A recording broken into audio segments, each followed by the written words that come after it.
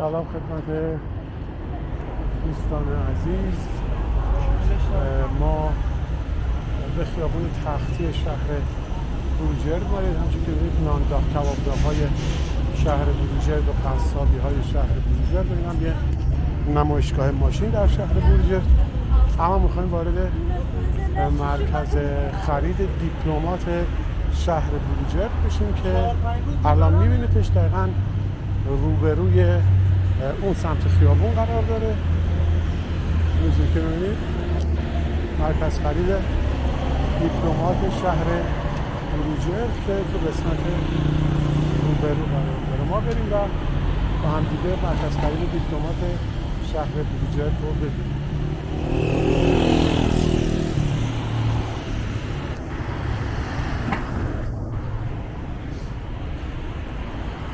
این مرکز خرید دیپلمات شهر بروجرد هست که در قسمت روبرو می‌بینید. بریم یه گذاری توی مرکز خرید داشته باشیم، ببینیم قیمت‌ها چجوریه و خرید و فروش به چه صورته. بریم و این مرکز خرید رو با هم دیگه ببینیم.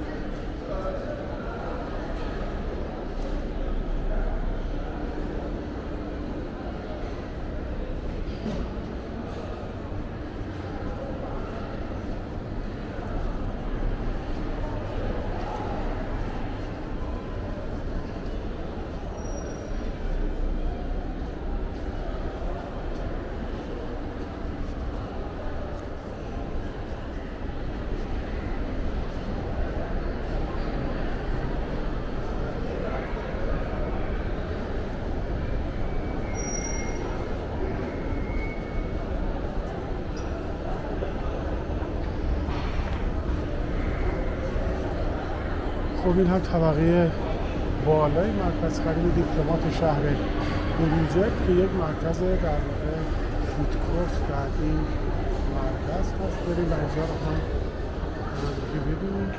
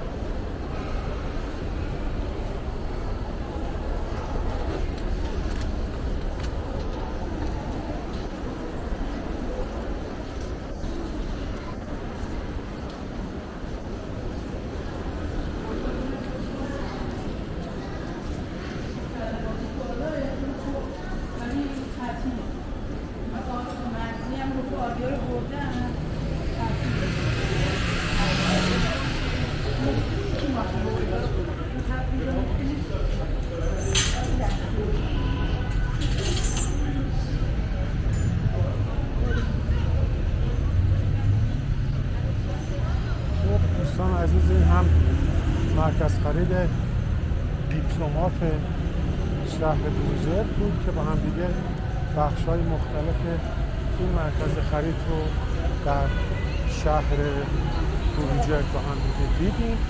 بریم یه بار دیگه نمای بیرونی این مرکز خرید رو هم با هم دیگه ببینیم و تور گردشگری مرکز خرید دیپلمات شهر بروجرد رو هم به پایان برسونیم.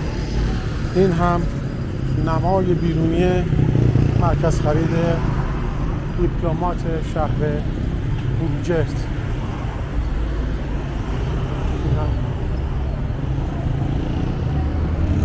نمای بیرونی مرکز خرید دیپلمات شهر بروجرد.